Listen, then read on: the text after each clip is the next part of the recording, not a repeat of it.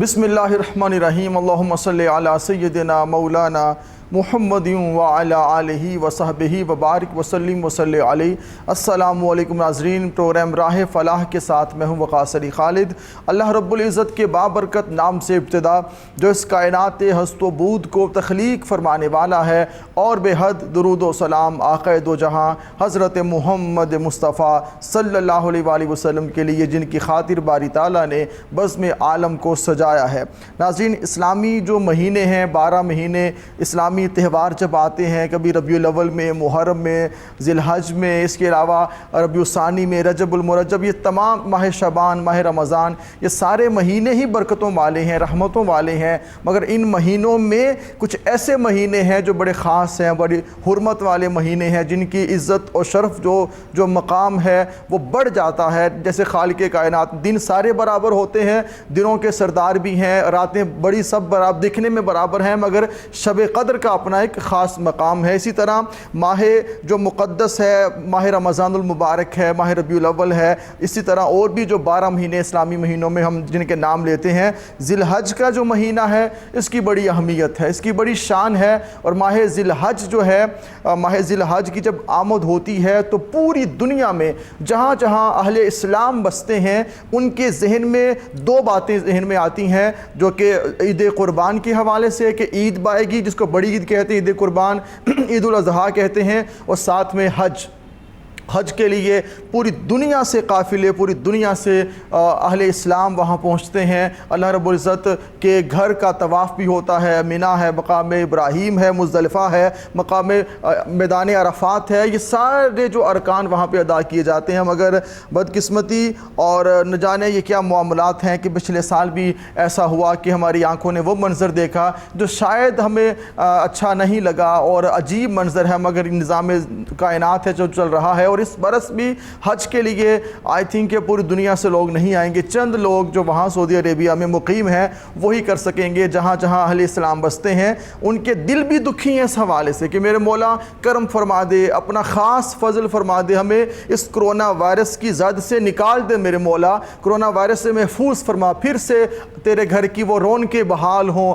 میرے مولا، وہ طواف کعبہ ہو، پھر وہ رونقیں، پھر وہ ہجوم ہو، پھر وہ لبیک اللہم لبیک کی صدا بلند ہو، اور آقا علیہ السلام کے در کی حاضری ہو۔ ہماری دعا بھی یہ ہے خالق کائنات ہم سب کو اس در کی حاضری عطا فرمائے۔ مگر جتنے لوگ بھی کریں گے، اس کے علاوہ جو ہم آج حج کے حوالے سے گفتگو ہے، جو معلومات ہیں، جو ذکر ہے، وہ تو ہوگا، وہ تو ضرور ہوگا۔ یہ رحمتیں اور برکتیں اور جو فضیلتیں ہیں ان میں کمی نہیں ہے، اور جو عبادات ہم نے کرنی ہے ان میں کمی نہیں ہے۔ آج ہمارے ساتھ اس ٹاپک پہ گفتگو کرنے کے لیے ہم نے جن شخصیات کو دعوت دی ہے، ان میں سے ممتاز مذہبی اسکالر جناب صاحبزادہ مفتی محمد اقبال نورانی صاحب۔ السلام علیکم مفتی صاحب۔ السلام۔ ان کے ساتھ موجود ہیں نوجوان مذہبی اسکالر علامہ پروفیسر عابد علی قادری صاحب۔ السلام علیکم۔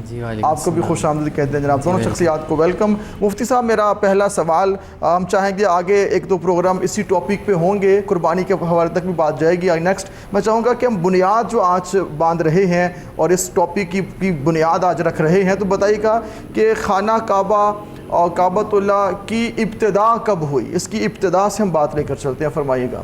بسم اللہ الرحمن الرحیم۔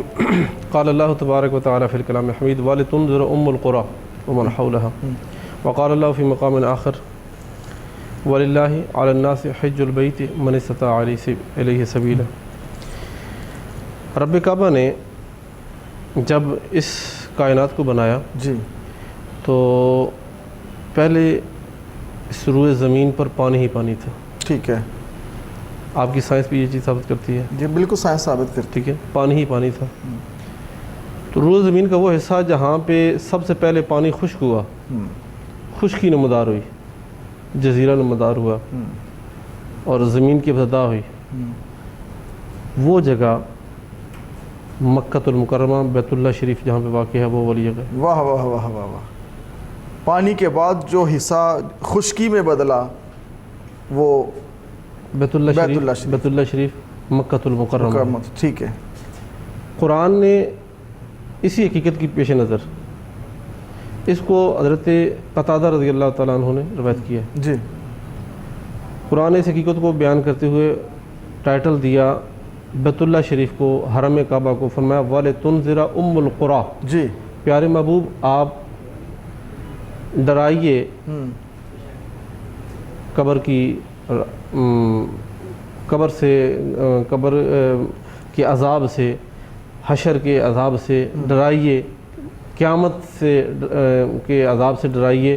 کس کو؟ ام القریٰ۔ جی ام القریٰ، قریٰ قریت ان کی جمع ہے، ٹھیک ہے۔ قرآن نے کہا ام القریٰ مطلب قریوں کی، بستیوں کی ماں، بستیوں کی اصل، بستیوں کی جڑ، ٹھیک ہے، ٹھیک ہے۔ تو فرمایا ام القریٰ کو ڈرائیے اور اس کے جو ارد گرد بسنے والے ہیں ان کو ڈرائیے، وَلِتُنذِرَ أُمُّ الْقُرَىٰ۔ اب آپ میرے ناظرین اور سامعین، امام قسطلانی رحمۃ اللہ علیہ روایت کرتے ہیں کہ جب بیت اللہ شریف کی تعمیر ہونے لگی، جی اس کا آغاز سب سے پہلے جو کیا گیا تو فرشتوں نے اذن خداوندی کے مطابق بڑے بڑے پتھر، یہاں تک کہ اونٹوں سے بھی بڑے پتھر جی لگائے اور زمین کی انتہا تک وہ پتھر رکھے گئے۔ زمین کی انتہا سے اس کی جو بنیاد ہے وہ شروع کی گئی، زمین کی انتہا سے یہ بنیاد شروع کی گئی اور یہاں تک کہ زمین کے اوپر تک کا سلسلہ جو ہے یہ سارا جو دائرہ کار ہے وہ پر کیا گیا اور وہاں پہ بیت اللہ شریف کی بنیاد رکھی گئی، ٹھیک ہے۔ تو یہ بیت اللہ شریف کی بنیاد ہے، آغاز ہے۔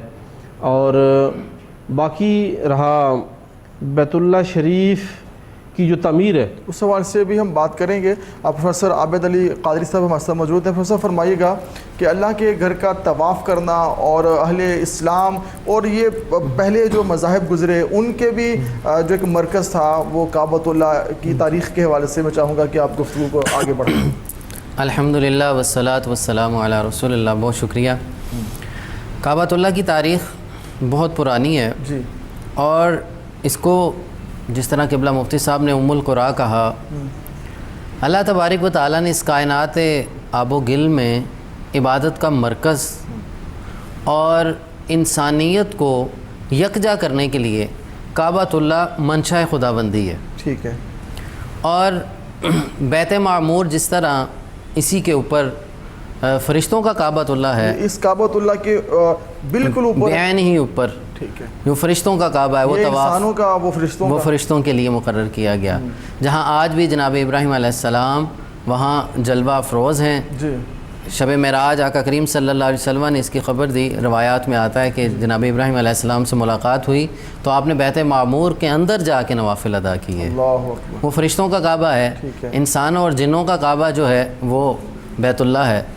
اور بیت اللہ کی تاریخ سب سے پہلے روایات میں آتا ہے کہ اس کا حکم آدم علیہ السلام کو ہوا، ٹھیک ہے، کہ آپ تعمیر کعبہ فرمائیے۔ ٹھیک ہے، پھر طوفان نوح کے بعد اس کو بلند کر لیا گیا، پھر اسی بنیادوں پہ پھر دوبارہ دو نبی اللہ کو حکم ہوا، جناب ابراہیم خلیل اللہ کو اور جناب اسماعیل ذبیح اللہ علیہ السلام، دونوں ہستیوں کو۔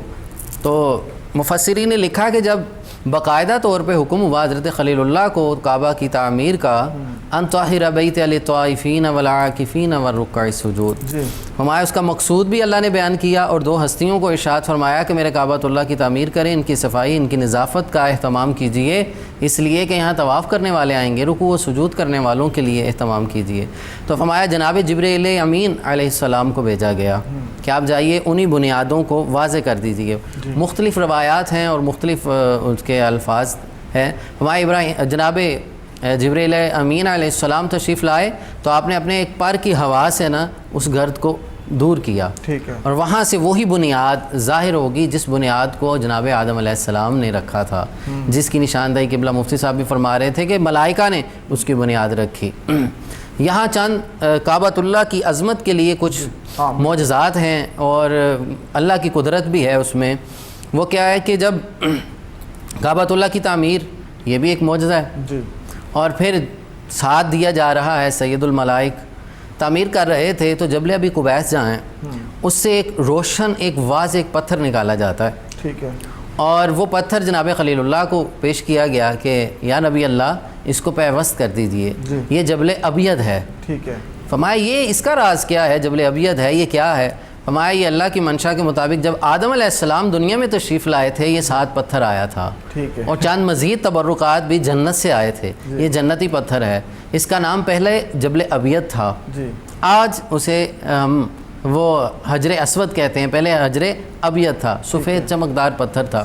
وسیری نے لکھا، ابن عباس رضی اللہ تعالیٰ عنہ سے ایک روایت موجود ہے، فرماتے ہیں کہ اس کی روشنی بڑی تھی، نورانیت تھی، فرمایا کہ اس کو پیوست کیجئے کعبۃ اللہ کی دیوار کے ساتھ، اور جہاں تک اس کی روشنی جاتی ہے ایک حد بندی کر لیجئے۔ ٹھیک ہے، جناب ابراہیم علیہ السلام نے جب اس کی حد بندی کی، فرمایا یہ حدود حرم ہے۔ اچھا ماشاءاللہ، اس دور میں پھر جو حدود حرم جو طے ہوا وہ آج وہی حدود حرم ہے۔ پھر اس کے بعد جو ہے میقات مقرر کر دیے گئے، پھر اس کے بعد مطاف اندر ہے، پھر حدود حرم زیادہ ہے، مطاف تو کم ایریا بنتا ہے۔ حدود حرم وہ تھا کہ جہاں جبل حجر ابید کی روشنی اور نورانیت جا رہی تھی۔ پھر اس کے متعلق بہت سی روایات آپ نے سن کیسے رکھی۔ واقعی مت دیکھیں، ابیض سے وہ اسود ہو گیا، اسود ہو گیا، تو ابیض تھا پھر وہ اسود ہو گیا، پھر یہ بھی ایک سلسلہ ہے۔ جی آقا کریم صلی اللہ علیہ وسلم نے ارشاد فرمایا یہ روشن واضح سفید پتھر تھا اور انسانیت کے گناہوں کو چوستا ہوا آج سیاہ ہو چکا ہے۔ جبکہ ایک بڑی معروف روایت ہے کہ حضرت مولا کائنات اور جناب عمر فاروق رضی اللہ عنہ طواف کر رہے ہیں، تو جناب عمر نے یہ جملہ فرمایا کہ اے حجر اسود تو بس ایک پتھر ہے، تجھے محبوب آقا کے لبہائے مبارکہ کو میں نے چومتے دیکھا ہے، اگر بوسہ رسول نہ ہوتا تو عمر تمہیں کبھی نہ چومتا۔ بالکل صحیح، آپ نے ہاتھ تھام لیا۔ فرمایا عمر یہ کیا کہہ رہے ہو؟ مولا کائنات فرماتے ہیں عمر یہ کیسا جملہ ہے؟ فرمایا یہ تو ایک پتھر ہے۔ فرمایا نہیں، اس کا راز ہے، جی مجھے محبوب آقا نے اس کے کچھ راز بھی بتائے ہیں۔ ٹھیک ہے، فرمایا یا علی وہ کیا راز ہے، مجھ پہ بھی آشکار کیا جائے۔ فرمایا یہ جب صرف حجر اسود نہیں ہے بلکہ قیامت کے دن اللہ اسے قوت گویائی عطا فرمائے گا، اللہ اکبر، اور جس نے اس کا بوسہ لیا ہے اس کے حق میں گواہی دے گا۔ اور فرمایا کہ جب اس کو چومو، اس کا لمس جو ہے، اس کا بوسہ جو ہے وہ انسان کے گناہوں کو چوس لیتا ہے، سک کر لیتا ہے اور انسان کو پاک کر لیتا ہے۔ واہ واہ واہ، انسان کے لب لگتے ہیں تو اس سے، یہاں مجھے سیرت حلبیہ کا ایک بڑا خوبصورت واقعہ یاد آ رہا یہاں ہے۔ پر یہ بھی میں کرنا چاہوں گا کہ جیسے سیدنا فاروق اعظم کا بھی انداز محبت والا تھا، جی جی، انہوں نے تو نسبت کو سامنے رکھتے ہوئے بات کہی، لیکن راز سے پردہ حضرت علی نے اٹھا دیا، مولا کائنات نے اٹھایا۔ وہ ایک عشق کی کیفیت ہوا کرتی ہے نا، وہ حضور کی عشق رسول میں فنا تھے، تو ان کو حضور کے سوا کوئی نظر ہی نہیں آتا، ان کا اپنا مقام ہے، اس میں بھی کوئی شک نہیں۔ جناب عمر فاروق رضی اللہ تعالیٰ نے تو جو مولا کائنات نے علمیت ہمیں دی ہے، اس میں راز سے پردہ اٹھایا، یہ تو بلاؤ جناب عمر کا جو انہوں نے جملہ دیا تو ہمارے تک مولا کائنات کی روایت پہنچی، مگر نہ سینے میں رہتی، پوشیدہ رہتی۔ تو فرمایا کہ اس کو چومنا ثواب ہے، پھر اسی لیے وہ ہر طواف میں اس کو 2 طریقے ارشاد فرما دیجیے۔ میرے آقا کریم صلی اللہ علیہ وسلم کی نگاہ رسالت مآب دیکھ رہی تھی کہ ہر طواف کے ہر چکر میں چوما نہیں جائے گا، گیدرنگ زیادہ ہو جائے گی، تو اللہ کرے وہ رون کے پھر بحال ہو جائیں، جس طرح آپ نے انٹرو میں فرمایا کہ اس طرح بڑی تکلیف ہے۔ تو یہ بوسے کی سنت کہاں سے شروع ہوئی؟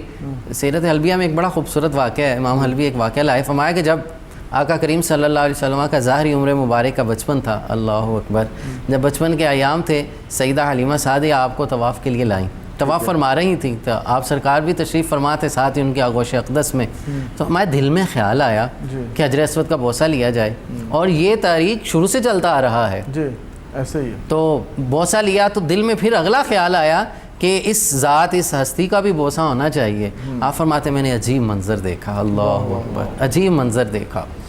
اماں جی فرماتی ہیں کہ میں نے تو بوسہ لیا، میرا جی چاہا کہ اس نورانی چہرے والے کو آگے کروں، میں قریب تھا کہ رسول پاک حجر اسود کو چومتے، میں نے دیکھا کہ حجر اسود اچھلتا ہوا حضور کو چوم کے واپس چلا گیا۔ واہ واہ، یا آقا السلام کی ولادت کے معجزات میں سے جی، اس معجزات، یہ بوسے کی بات چل رہی تھی، تو کعبۃ اللہ کی تعمیر کی گئی، کعبۃ اللہ کی تعمیر بھی ایک معجزہ ہے، اور کعبۃ اللہ کا طواف انبیاء علیہ السلام کی سنت ہے۔ آؤں گا تعمیر کے حوالے سے مزید، مفتی اقبال نورانی صاحب آپ بھی اس میں حصہ ڈالیے، کیونکہ آج دیکھیں یہ بنیاد ناظرین ہوتی ہے کہ ڈائریکٹ حج پہ بات کرنا یہ بہت دور تک ٹاپک جائے گا، مگر بنیاد جو ہے کعبۃ اللہ کی، عظمت و شان کیا کعبۃ اللہ کی، اور وہ کیسا گھر ہے اور وہاں نسبتیں کیسی ہیں، سبحان اللہ، فرمائیے گا اس حوالے سے آپ۔ علامہ صاحب نے، علامہ پروفیسر صاحب نے بڑی اچھی بات کی ہے، میں اسی بات کو آگے لے کے چلتا ہوں۔ جی، کتب میں آتا ہے کہ بیت اللہ شریف کی تعمیر 10 مرتبہ ہوئی ہے، 10 مرتبہ، ٹھیک ہے،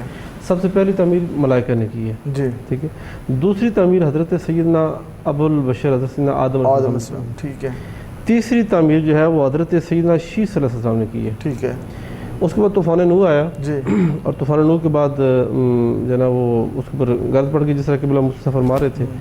تو طوفان نوح کے بعد وہ اس کی بنیادیں جو ہے نا وہ چھپ گئیں. تو اذن خداوندی اور امر خداوندی کے مطابق چوتھی جو تعمیر ہے وہ حضرت سیدنا ابراہیم علیہ السلام نے کی ہے. وہ چوتھی تعمیر تھی. وہ چوتھی تعمیر تھی. ٹھیک ہے. اب یہ تو بڑی ڈیٹیل طلب ہے, اس طرف ڈیٹیل میں نہیں جاتے چونکہ وہ بات اور چلی جائے گی. چوتھی تعمیر حضرت سیدنا ابراہیم علیہ السلام نے فرمائی ہے. جی. ٹھیک ہے نا, بنیادیں وہی تھیں جیسے میں نے شروع میں عرض کی ہے, بالکل صحیح. وہی بنیادیں تھیں, انہی بنیادوں کو اٹھایا. ٹھیک ہے, کیونکہ نگاہ نبوت سے حضرت سیدنا ابراہیم علیہ السلام دیکھ رہے تھے کہ وہ دعا دیکھیں نا, جب آپ دعا مانگ رہے تھے ربنا انی اسکنت من ذریتی بواد غیر ذی زرع عند بیتک المحرم. جی. ٹھیک ہے, دعا مانگ رہے تھے جی. کہ مولا میں اپنی ذریت کو حرمت والے تیرے حرمت والے گھر کے پاس چھوڑ رہا ہوں, حالانکہ وہ اس ٹائم چٹیل میدان تھا. بالکل ٹھیک تو ہے. چوتھی تعمیر اس وقت ہوئی ہے. پانچویں تعمیر جو ہے وہ قوم عمالقہ نے کی ہے. قوم عمالقہ. ٹھیک ہے. ٹھیک ہے. اور چھٹی جو تعمیر ہے وہ قوم جرہم نے کی ہے. ٹھیک ہے. جو ساتویں تعمیر ہے وہ حضرت آقا کریم صلی اللہ علیہ وسلم کی جب عمر مبارک 35 سال تھی تو قوم قریش نے کی. ٹھیک ہے. وہ جو مشہور واقعہ ہے کہ اب ہر قبیلہ اور ہر قبیلے کا سردار یہ چاہ رہا تھا کہ وہ جو قبلہ حضرت صاحب فرما رہے تھے کہ حجر اسود حجر ابجد جو ہے وہ اپنے ہاتھوں سے وہ رکھا جائے. جی. تو ہر ایک کی خواہش یہ تھی کہ میں رکھوں. اب آپ کو پتہ ہے وہ اس وقت کے قبائل. تو آقا کریم اجپار علیہ السلام کی نکاح نبوت کا یہ انداز تھا کہ آپ نے کہا کہ بھی فیصلہ میں کیے دیتا ہوں. اس وقت آپ کو سارا زمانہ صادق اور امین کے ٹائٹل سے یاد کرتا تھا. جی. تو آپ نے فرمایا کل حرم کے اندر جو سب سے پہلے داخل ہوگا وہ جو ہے نا ابید جو ہے وہ حجر اسود رکھے گا اور اس کی یعنی کہ جو بنیاد ہے ٹھیک ہے اس کو رکھے گا. تو سب نے کہا جی ٹھیک ہے. اگلے دن آقا کریم صلی اللہ علیہ وسلم خود تشریف فرما ہوئے. ٹھیک ہے. سب نے اوکے کیا کہ ٹھیک ہے. اب آپ کی نگاہ نبوت کا انداز دیکھیں کہ آپ نے سب کو خوش بھی کیا اور لڑائی کا ایک جو فتنے کا جو سسٹم تھا اس کو آپ نے بند کیا.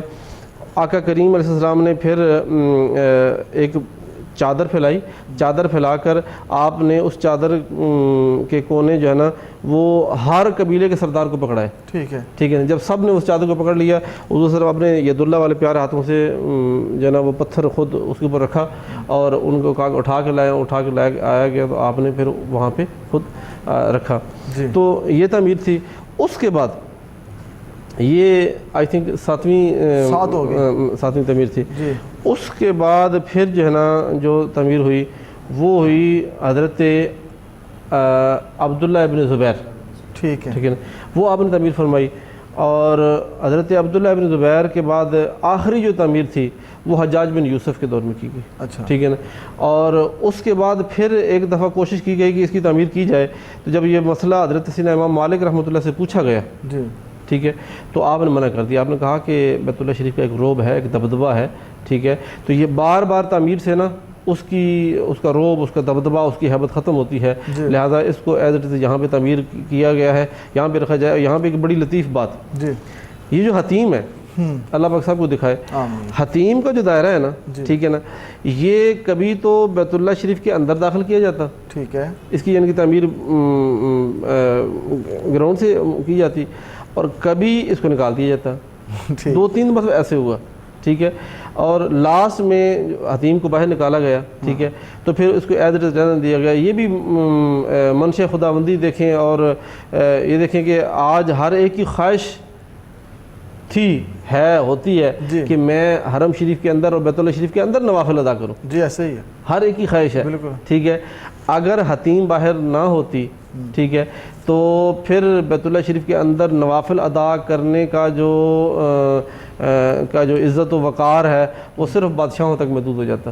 ٹھیک ہے نا. لیکن حتیم باہر ہونے کی وجہ سے آج یہ اعزاز جو ہے وہ ایک عام بندے کو بھی حاصل ہے. ٹھیک ہے نا. وہ دل کی تسلی و تشفی کے لیے جب حتیم کے اندر داخل ہوتا ہے تو وہ صرف حتیم میں نہیں ہوتا بلکہ وہ بیت اللہ شریف کے اندر ہی نفل ادا کر رہا ہوتا ہے. بالکل ٹھیک ہے. بہت اہم بات ناظرین, ہماری گفتگو جاری ہے اور یہ تاریخی معلومات بھی ہیں, فیکٹس اینڈ فگر کے ساتھ بھی معاملات آگے چل رہے ہیں. پروفیسر فرمائے گا کہ کعبۃ اللہ کے طواف کرنا, اس کا جو کہ اہمیت اور اس کی فضیلت اور جو نیکیاں ہیں اس حوالے سے بھی آپ فرمائیے گا۔ بسم اللہ الرحمن الرحیم۔ مطاف کے اندر جب آپ داخل ہوتے ہیں تو طواف کعبہ، قرآن عزیز کی جو آیت مقدسہ میں نے پڑھی، تو طواف کعبہ بھی عبادت ہے حج و عمرہ کے علاوہ۔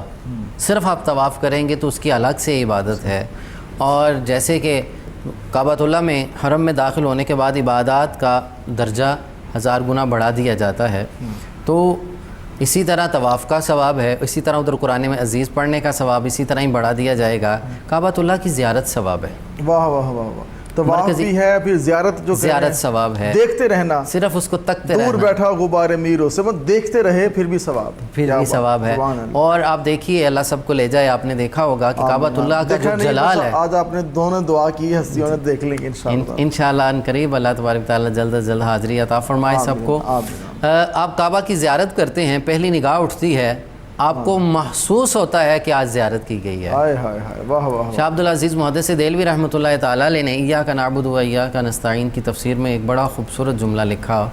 آپ فرماتے ہیں عبادات کی قسمیں ہیں، جی، بدنی عبادت ہوا کرتی ہے، مالی عبادت ہوا کرتی ہے، فرمایا بصری عبادت بھی ہوتی ہے۔ فرمایا بصری عبادت کیا ہے؟ فرمایا کعبۃ اللہ کو دیکھنا بصری عبادت ہے، گنبد خضرا کو دیکھنا بصری عبادت ہے، ماں باپ کے چہرے کو دیکھنا بصری عبادت ہے، مرشد کے چہرے کو دیکھنا بھی بصری عبادت ہے، مصحف شریف کی زیارت کرنا بصری عبادت۔ تو کعبۃ اللہ کی ہیبت اور جلالت جو ہے وہ یوں محسوس ہوتا ہے، اب کعبہ کی پہلی نگاہ اٹھتی ہے، لوگ کہتے ہیں دعا، حدیث پاک بھی ہے، روایت بھی موجود ہے، بے شک اس میں کوئی شک نہیں کہ دعا کرنی چاہیے، دعا قبول ہوتی ہے، واللہ اس وقت دعا کا تصور بھی نہیں ہوتا، انسان کو خبر ہی نہیں ہے وہ کس مقام پہ ہے، وہ روحانیت کے کس درجے پہ آ چکا ہے۔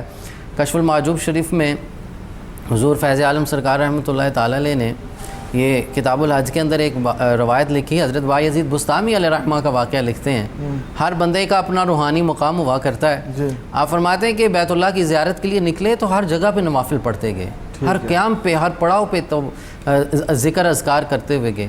جب کعبۃ اللہ پہنچے، اب ایک ولی کی کیفیات دیکھی ہے، ایک عام بندے کی کیفیت یہ ہے، میں نے عرض کیا کہ انسان بھول جاتا ہے کہ میں کس مقام پہ ہوں، اور یوں لگتا ہے کہ انسان کا پوری باڈی جو ہے نا سکین ہو رہی ہے، وہ فقط ایک نگاہ جو ہے، پہلی تجلی جو پڑتی ہے نا انسان پہ کعبۃ اللہ کے جلال کی، انسان کے جسم سے یوں لگتا ہے کہ گناہ بالکل پیچھے رہ گئے ہیں، گناہ اس سے بالکل باہر نکل رہے ہیں اور اس سے زائل ہو رہے ہیں۔ پہلی نگاہ کی تجلی یہ ہوتی ہے کعبۃ اللہ کا جو جلال ہے۔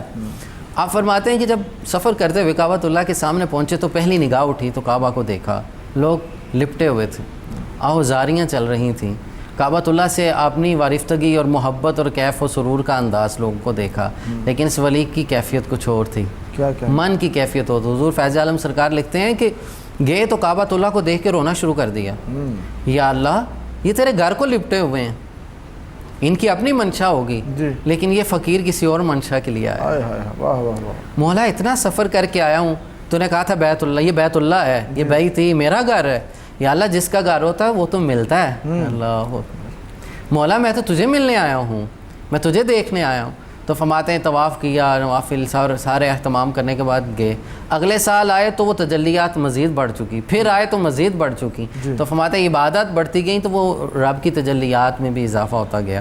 اب دیکھیں کعبۃ اللہ کی زیارت پہ جو ایک خوبصورت جملہ دیا ہے اس کا، اپنے پروفیسر صاحب یہ بات بھی بڑی واضح ہے کہ طواف بھی کیا، عمرہ و حج کے لیے بھی گئے، آپ دیکھتے رہتے ہیں، یہ بھی عبادت ہے۔ جی تو پھر انسان کیسے دائیں بائیں کاموں میں مصروف ہے اور چیزوں میں مگن ہے، اللہ کے گھر کو دیکھنا اور نگاہیں وہ منظر دیکھ رہی ہیں، کیا کہنے چلا۔ روح و قلب ایک جگہ پہ آ جاتے ہیں۔ جی، یہ جو صوفیہ اکرام نے ہمیں لطائف ستہ بتائے نا، وہ سارے ایک ہی جگہ پہ آ جاتے ہیں۔ جب آپ کعبۃ اللہ کی زیارت کرتے ہیں، وہ مرکز ہے اللہ کے انوار و تجلیات کا، ایک آنے واحد کے لیے بھی وہ تجلیات موقوف نہیں ہوا کرتی۔ یہ اہل بصر نے اپنے اپنے مشاہدات جو لکھے ہیں صوفیہ اکرام نے، وہ بتایا کہ وہ ایسا مرکز ہے کہ جہاں ایک لمحے کے لیے بھی اللہ کے انوار و تجلیات ختم نہیں ہوتے، منقطع، انقطاع نہیں آتا وہاں، لیکن یہ عالم محسوسات کی بات ہوا کرتی ہے، اہل بصر اور اہل عرفان کی بات ہے، جو جتنا محسوس کرتا ہے۔ عام بچہ بھی کلمہ گو جاتا ہے، محسوس وہ بھی کرتا ہے، لیکن وہ اپنی روحانی کیپیسٹی کے مطابق کیا کرتا ہے۔ اہل نظر نے دیکھیں کعبۃ اللہ کی زیارت پہ صوفیہ نے اپنا اپنا، جس طرح علماء نے لکھا ہے، محدثین نے لکھا، مفسرین نے لکھا، صوفیہ اس سے بھی آگے گئے ہیں۔ وہ ظاہر کے ساتھ باطن کو بیان کیا کرتے ہیں. فرمایا کعبۃ اللہ کا باطن کیا ہے؟ فرمایا کعبہ کا ظاہر تو یہ ہے کہ جو 4 دیواری آپ کو نظر آتی ہے جسے انبیاء علیہم السلام نے تعمیر کیا، جیسے مفتی صاحب فرما رہے ہیں کہ 10 مراحل میں تعمیر ہوئی، یہ تو ظاہر کی تعمیر ہے. حضور کشف المحجوب شریف میں حضور داتا صاحب رحمۃ اللہ علیہ فرماتے ہیں کعبۃ اللہ کی استعارہ بھی ہے، اس کا باطن کیا ہے؟ فرمایا القلب المؤمن عرش اللہ تعالی. واہ واہ واہ. فرمایا بندہ مومن کا قلب ہے. فرمایا جس طرح اس میں جلال ہے، جہاں وہاں اس کی نفاست ہے، جہاں اس کی پاکیزگی ہے، وہاں جیسے اس کی تطہیر ہے، اسی طرح قلب کی بھی تطہیر ہوا کرتی ہے. جب یہ قلب کعبہ ہو جاتا ہے تو پھر اس میں جلوہ یار نظر آتا ہے، جلوہ محبوب نظر آتا ہے. فرمایا 2 نبیوں کو حکم ہوا ان طہر بیتی للطائفین والعاکفین، فرمایا کہ اس کی تطہیر کرو، اس کو پاک کرنا ہے.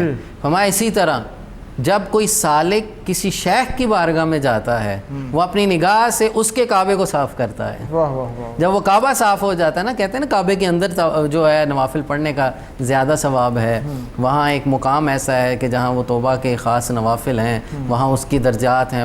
فرمایا اسی طرح فقیر جب ایک خاص کیفیت میں ڈوبتا ہے تو فرمایا اس کا دل کعبہ ہو جاتا ہے. کعبہ کیا ہے؟ وہ اللہ کے انوار و تجلیات کا مرکز. قلب جب کعبہ ہو جاتا ہے تو یہاں رب کے نور، رب کے انوار و تجلیات ظاہر ہوتے ہیں. وہ پھر انسان کی شخصیت میں، اس کی طبیعت میں، اس کے مزاج میں، اس کے لین دین میں، اس کے اتار چڑھاؤ میں، اس کے معاملات میں، عبادات میں، وہ چیزیں پھر رب تعالیٰ کی تجلیات ظاہر ہوا کرتی ہیں.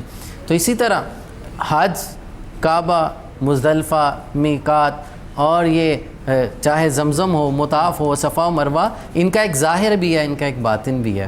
ظاہر کیا ہے؟ جو عبادات کا مرکز ہیں، یہ انبیاء اور اولیاء کی ادائیں ہیں. حج جی ایسے ہی ہے. انبیاء اور اولیاء کی، کہیں کسی نبی کی سنت ہم ادا کرتے ہیں، کبھی کسی ولی کی سنت ہم ادا کرتے ہیں. اللہ کو اپنے محبوب بندوں کی ادائیں پسند ہے. کعبۃ اللہ کا ایک ایک ذرہ تاریخی اعتبار سے بھی، ظاہری اعتبار سے بھی اور باطنی اعتبار سے بھی وراء الورا ہے. واہ واہ واہ.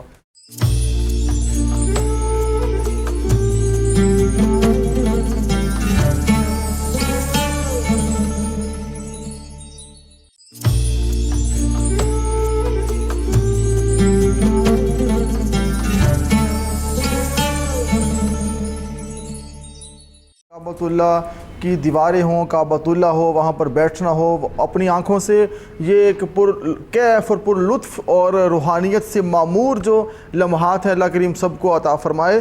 اور جو اہل اسلام مومنین کے تو عبادت کا مرکز ہی کعبۃ اللہ ہے. جہاں بھی ہوتے ہیں ہماری نیت، ہمارا رخ جو ہے اسی کی طرف ہوتا ہے، اور وہ پیغام ہم کو یہ ملتا ہے کہ جہاں تم نے اپنے آپ کو جھکا لیا ہے یہ وہ بارگاہ ہے جو اللہ رب العزت کی پاک بارگاہ ہے. مفتی صاحب اس بارے میں فرمائیے گا کہ رکوع کرنے والے، سجود کرنے والے، اعتکاف کرنے والے، یہ جو احباب ہیں ان کے لیے حکم ہوا کہ پاک کر دیجئے، صاف کر دیجئے. تو وہاں پر جو کہ ایک انتظام کرنا اللہ رب العزت کے مہمانوں کا، طواف کرنے والوں کا، اعتکاف کرنے والوں کا، یہ بھی بڑے اعزاز کی بات ہے. وہاں جو پہنچے ہیں، تیرے دربار میں پہنچے تو سبھی ایک ہوئے. کیا شاہ، کیا گدا، کیا محمود، کیا ایاز. واہ. رب کعبہ نے وہ ساری منظر کشی کی ہے جب اذن خداوندی کے مطابق حضرت سیدنا ابراہیم علیہ السلام نے بیت اللہ شریف کی تعمیر کی. تو اللہ پاک نے وہ منظر کشی کی. فرمایا پیارے وہ وقت یاد کریے وَإِذْ يَرْفَعُ إِبْرَاهِيمُ الْقَوَاعِدَ مِنَ الْبَيْتِ وَإِسْمَاعِيلُ. جی اس وقت کو یاد کیجیے جب حضرت ابراہیم علیہ السلام بیت اللہ شریف کی دیواریں اٹھا رہے تھے اور ان کی ہیلپ جو کر رہے تھے وہ حضرت اسماعیل علیہ السلام تھے. جی تو اس وقت کو یاد کیجیے. اب بیت اللہ شریف کی یاد کرنے سے بھی ایک بڑی دنیا، بڑی دور بات نکل جاتی ہے کہ یاد کیجیے. بالکل. جی تو پیارے محبوب یاد کیجیے. اب بیت اللہ شریف کی تعمیر ہو رہی ہے. تعمیر کرنے والے جناب سیدنا ابراہیم علیہ السلام ہیں، جد انبیاء. جی. اور جناب سیدنا اسماعیل علیہ السلام جو ہے نا وہ ان کی ساتھ ہیلپ کرنے والے ہیں. تعمیر ہو رہی ہے. تعمیر ہوتے ہوتے ایک وقت آیا کہ جہاں تک ہاتھ پہنچ سکتا تھا وہاں تک پہنچا. اب اس سے آگے ہاتھ نہیں پہنچ رہا. برگاہ خداوندی میں عرض کی مولا جس کا گھر بن رہا ہو وہ ساری چیزیں پرووائڈ بھی کرتا ہے. تیرا گھر بن رہا ہے، اب یہاں سے دیواریں اوپر کرنی ہے تو کیا کریں. جی ٹھیک ہے. تو رب کعبہ نے فرمایا پیارے ابراہیم آپ اس پتھر پہ کھڑے ہوئیے، آپ جدھر جائیں گے یہ پتھر ادھر ہی جائے گا. واہ واہ واہ. آپ اس کے اوپر کھڑے رہیں بس. ٹھیک ہے نا. آگے جائیں گے پیچھے جائیں گے اوپر جائیں گے نیچے جائیں گے، یہ پتھر جو ہے نا وہ آپ کو پوری طور پر سپورٹ کرے گا۔ جی بیت اللہ شریف کی تعمیر ہوگی، تعمیر ہونے کے بعد حضرت سیدنا ابراہیم علیہ السلام نے حرم کعبہ کے اندر کھڑے ہو کر دعا مانگی، جی وہ دعا بڑی کمال کی تھی۔ کیا بات، حضرت سیدنا ابراہیم علیہ السلام دعا کی، ربنا وجعلنا مسلمین لک جی ومن ذریتنا امتا مسلمۃ لک، اللہ اکبر، اے میرے پروردگار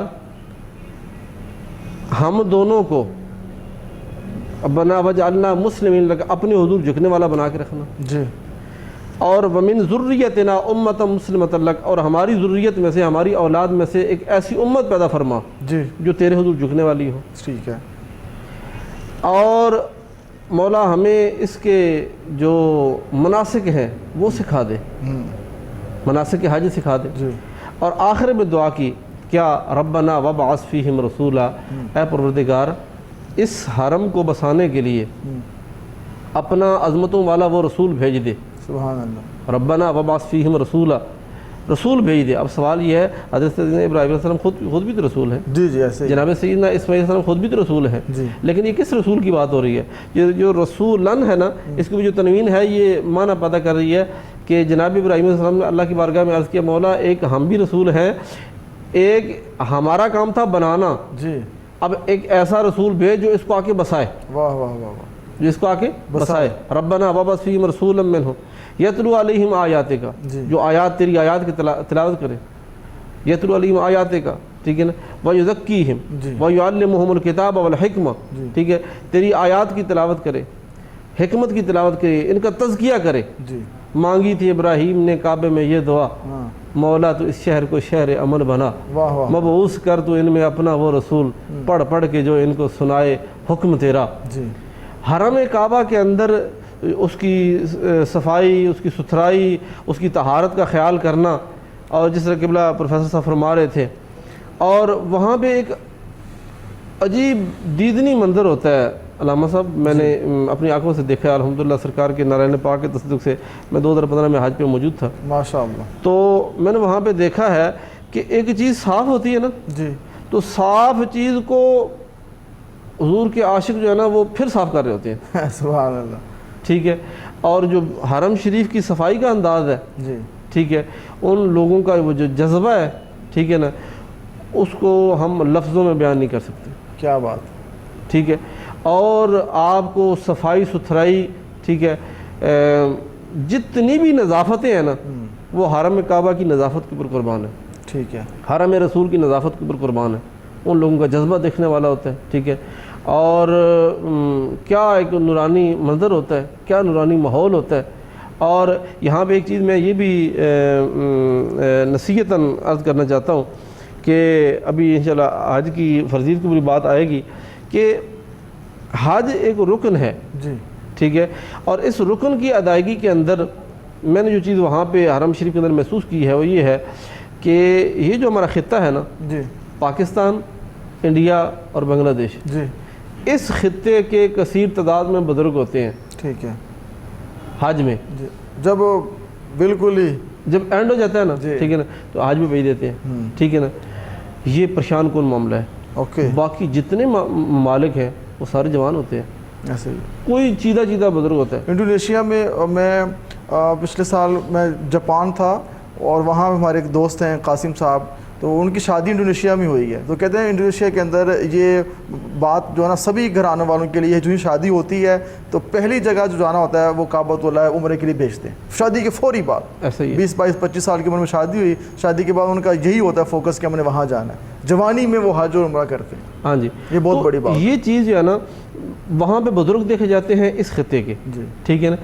اب جب وہ جہاں تک زیارت کی بات ہے اس میں تو کوئی شک نہیں ہے، درست ہے، ٹھیک ہے نا، زیارت کی کرم ہو گیا، ٹھیک ہے۔ آپ کہنا چاہتے ہیں کوشش کرنی چاہیے کہ جب پیسے آ جائیں چلے جائیں، جب آپ کے اوپر حج فرض ہو گیا نا، کر لیں، پھر اس فرض کی ادائیگی میں تاخیر نہ کریں۔ ٹھیک ہے، اصل بات ہم نے خود جو ہے نا جو اپنے تائیں جو ہم نے کچھ فرائض ہم اپنے اوپر ہم نے سوار کر لی ہو نا، جی ٹھیک ہے نا، ان کو پینڈنگ کرنا ضروری ہے۔ اوکے، ہماری سوچ، جی ہماری تھنکنگ کیا ہے، ٹھیک ہے نا, ابھی پڑھائی کے ٹائم میں پڑھ لیں, جی جوان ہو گیا ابھی کچھ جاب کر لیں, جی شادی کر لیں, وہ اچھی جاب بن جائے, ٹھیک ہے نا, اچھا وہ بن گیا, اب کوئی جناب اللہ کوئی مکان بنا لے, ٹھیک ہے نا, مکان بنا لے, اب جو بچے ہو گئے ہیں جوان ہو گئے ہیں تو ان کی شادیاں کر لیں, ٹھیک ہے نا.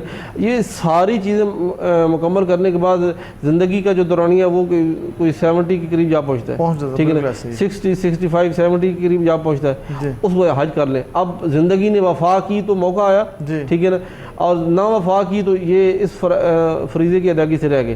اور اگر فریضہ ادا کرنے آپ چلے بھی گئے, ٹھیک ہے نا, تو وہاں کے جو ارکان ہیں نا علامہ صاحب, جی ٹھیک ہے نا, ہمارے ایک مفتی صاحب ہیں وہ فرمایا کرتے تھے کہ وہ پنجابی میں کہتے ہیں کہ جڑا بابا کہن میں حج کرنے گیا, جھوٹ بولتے, جی ٹھیک ہے, وہ صرف بس زیارت کر کے آیا. ٹھیک ہے. حج کے ارکان اور وہ جو 5-6 دن مشقت کہا گیا اس کو, یہ مشقت اتنی مشقت ہے آپ اندازہ نہیں لگا سکتے. 30 سال میری عمر تھی اور اینڈ ہو جاتا ہے, جی ٹھیک ہے نا.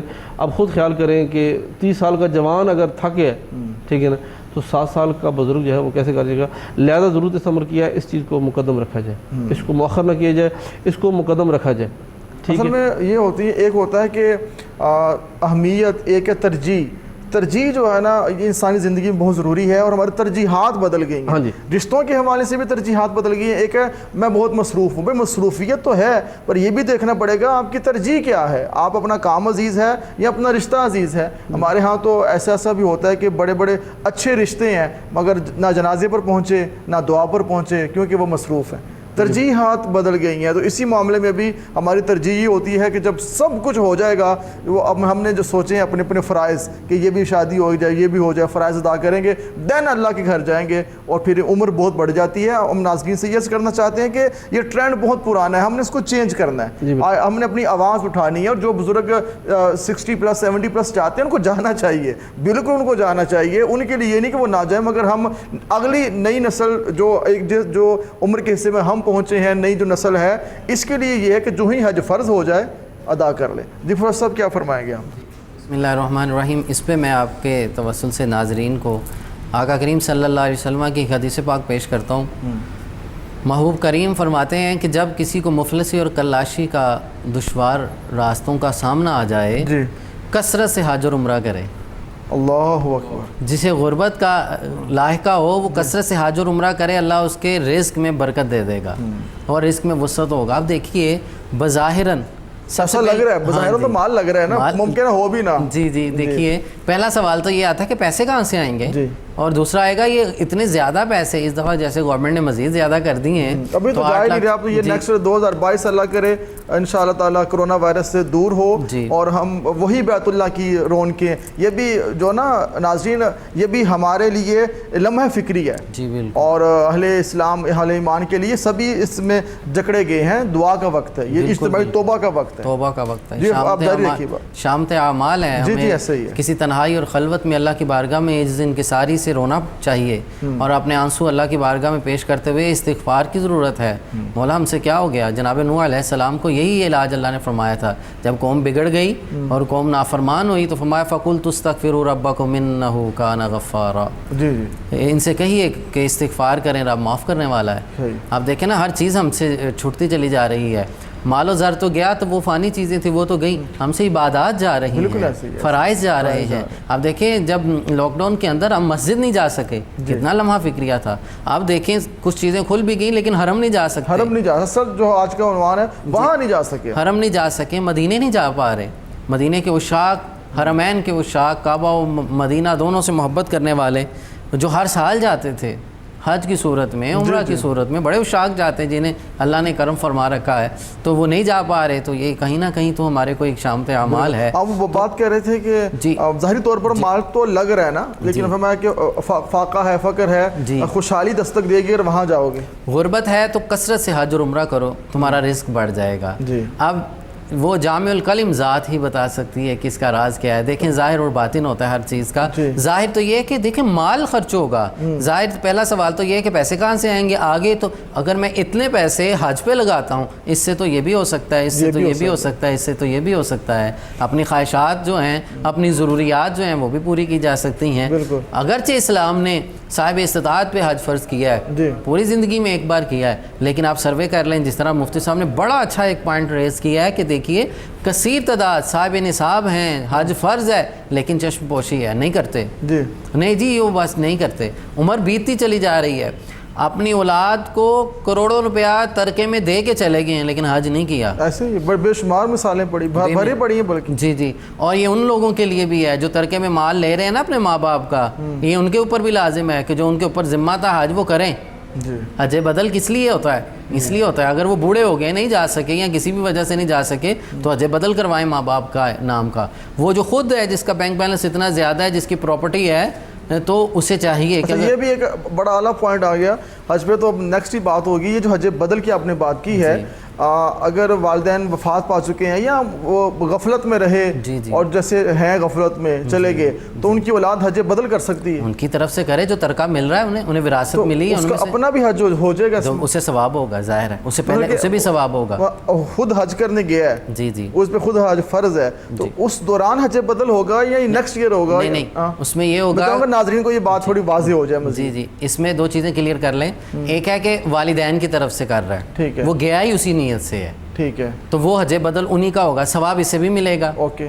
اور دوسرا یہ ہے کہ یہ اس نے حج خود کیا لیکن ماں باپ پہ اگرچہ فرض نہیں تھا لیکن اس کے لیے دعا کر رہا ہے کہ یا اللہ اس کا ثواب ماں باپ کو، وہ یہ سالے ثواب ہو جائے گا. یہ جیسے کہ نفلی عمرہ کیا جاتا ہے، وہ نیت کر کے جا رہا ہے لیکن وہ اپنی طرف سے نیکسٹ ایئر کرے گا. اور حج بدل میں زندہ بندہ ہے، مطلب مثال ہے کہ مجھ پہ حج فرض ہے، صاحب استطاعت ہوں، صاحب نصاب ہوں، لیکن کسی مجبوری کی وجہ سے نہیں جا پا رہا ہوں، ٹھیک ہے، تو میں اپنے حصے کا کسی کو بھیج رہا ہوں، یہ حج بدل ہوگا. اچھا ٹھیک ہے، یہ حج بدل ہوگا کہ میں نہیں جا سکتا کسی بھی وجہ سے، کوئی بیماری لائق ہو گئی ہے یا بین کر دیا گیا ہے، گورنمنٹ نے بین کر دیا، کچھ بھی معاملہ، جیسے اب ویکسینیشن کا معاملہ آ گیا ہے، یہ بھی ایک بہت بڑا ایشو بننا ہے آگے چل کے، تو وہ نہیں جا پا رہا، تو وہ حج بدل اس لیے کروائے. ہو سکتا ہے کہ میری وقت اجل آ جائے اور یہ فرض جو ہے میرے ذمہ فرض تھا وہ میں نے پورا نہیں کیا ہوا، اس کا سوال ہوگا مجھے آگے جا کے جواب دے ہونا ہے، تو لہٰذا اپنا فرض پورا کر دو اور دعا یہ کرے کہ اللہ مجھے بھی جانے کی توفیق مل جائے. ایک تو شیپ یہ جو آپ نے بیان کی ہے کہ والدین وفات پا چکے ہیں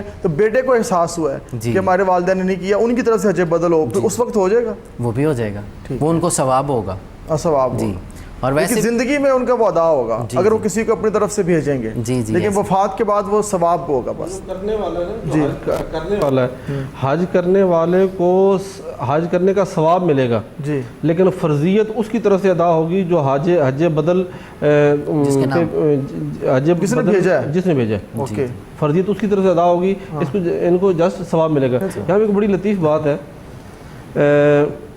تفسیر جلالین شریف کے اندر نا سورہ حج کے حاشیہ کے اندر ایک واقعہ لکھا ہے، وہ مجھے بڑا یاد آتا ہے. واہ واہ واہ. حرم کعبہ کے اندر دو حجاج کرام کی آپس میں ملاقات ہوئی، جی، اور آپس میں تکلم ہوا، کلام ہوا، تو پوچھنے لگے میں نہیں نا انتا، آپ کہاں سے ہیں، ٹھیک ہے نا، تو انہوں نے بتایا کہ میں فلاں ایریا سے ہوں. اور آپ کب چلے؟ جی میں آج سے 6 ماہ پہلے میں وہاں سے چلا تھا اور 6 ماہ کا سفر کر کے میں یہاں پہنچا ہوں حج کی ادائیگی کے لیے. تو آگے جو دوسرے حاجی صاحب تھے انہوں نے نا مزاحن کہا کہ پھر تو آپ بیت اللہ شریف کے پڑوسی ہوئے. جی، پھر تو آپ بیت اللہ شریف کے پڑوسی ہوئے، ٹھیک ہے نا. انہوں نے کہا جی میں 6 ماہ کا سفر کر کے آیا ہوں، ٹھیک ہے نا، تو آپ کہاں سے ہیں؟ تو انہوں نے کہا کہ بھئی میں جہاں سے بھی ہوں، لیکن میں جب گھر سے چلا تھا نا تب میری داڑھی جو ہے نا وہ کالی سیاہ تھی. اچھا، اب یہاں پہنچا تو میری داڑھی سفید ہو چکی ہے، ٹھیک ہے. تو جب یہ کنڈیشن تھی نا تبھی لوگ حج کرتے رہے، تبھی لوگ حج کرتے رہے. آج تو حج مشکل ہی نہیں ہے، ٹھیک ہے. حج کا لغوی معنی ہے، میں یہاں پہ قطع کلامی سے بات کر رہے تھے، اختتام کی جانب بڑھ رہے ہیں، بس حج کا لغوی معنی ہے قصد کرنا، ٹھیک ہے، قصد کرنا، ارادہ کرنا. اور اس کا اصطلاحی معنی یہ ہے کہ شرائط معلومہ کے ساتھ، شرائط معلومہ کے ساتھ قصد معین کرنا. ٹھیک ہے، اس پر تفصیل آگے ہم بیان کریں گے. پروفیسر صاحب آپ یہ بتائیے کہ اس حوالے سے کہ جو حج کا جو معاملہ اللہ رب العزت نماز جو ہے وہ سبھی پر فرض ہے, جی. زکوٰۃ جو صاحب نصاب ہے اس پر ہے, اور حج کے لیے بھی مجبور نہیں کیا اسلام نے, بس پیغام دیا کہ جو استطاعت رکھتا ہے وہ حج کرے. من استطاع الیہ سبیلا. حدیث پاک میں آقا کریم صلی اللہ علیہ وسلم نے جب صحابہ کو حج کی فرضیت کا اناؤنسمنٹ فرمائی تو اس وقت صحابی کھڑے ہوئے, یا رسول اللہ ہر سال آپ خاموش رہے, یا رسول اللہ ہر سال خاموش رہے, یا رسول اللہ ہر سال خاموشی اختیار فرمائی. ہماری زندگی میں ایک بار, زندگی میں ایک بار. یہ صاحب استطاعت کے لیے, صاحب نصاب کے لیے, جس کے لیے راستہ بھی ہے, معاملات بھی ہے, نصاب بھی, سب کچھ موجود ہے, اس کے لیے وسائل بھی موجود ہیں, تو زندگی میں ایک بار فرضیت پوری ہو گئی. لیکن بات وہی جہاں سے آپ نے شروع کی تھی, اگر آپ بار بار چاہتے ہیں کہ اس طرح ہو جائیں کہ آج ہی دنیا میں آئے ہیں, گناہوں سے ایسے پاک ہو جائیں کہ آج ہی آپ کا جنم ہوا ہے, تو آپ ہر سال جائیں, آپ عمرہ کے لیے جائیں, حج کے لیے ہر سال جائیں. لیکن فرضیت جو ہے وہ ایک بار ہی ہے, وہ ایک بار ادا کرنے سے آپ کی ادا ہو جائے گی, لیکن ہر سال جانے سے برکات نصیب ہوں گی, نیکیاں نصیب ہوں گی. مفتی صاحب, آخر میں آپ کیا ناظرین کو, ہم سب کو کیا پیغام دیں گے آج کے پروگرام کے حوالے سے؟ میرا پیغام یہ ہے, جن لوگوں نے یہ سوچ کر اپنے آپ کو پینڈنگ پر کر رکھا ہے, جو میں نے پہلے بات کی تھی اسی کا ایک ٹکڑا آگے ساتھ ایڈ کر لیں کہ بھئی کر لیں گے, ابھی ٹائم پڑا ہے, پیسہ بڑا کر لیں گے.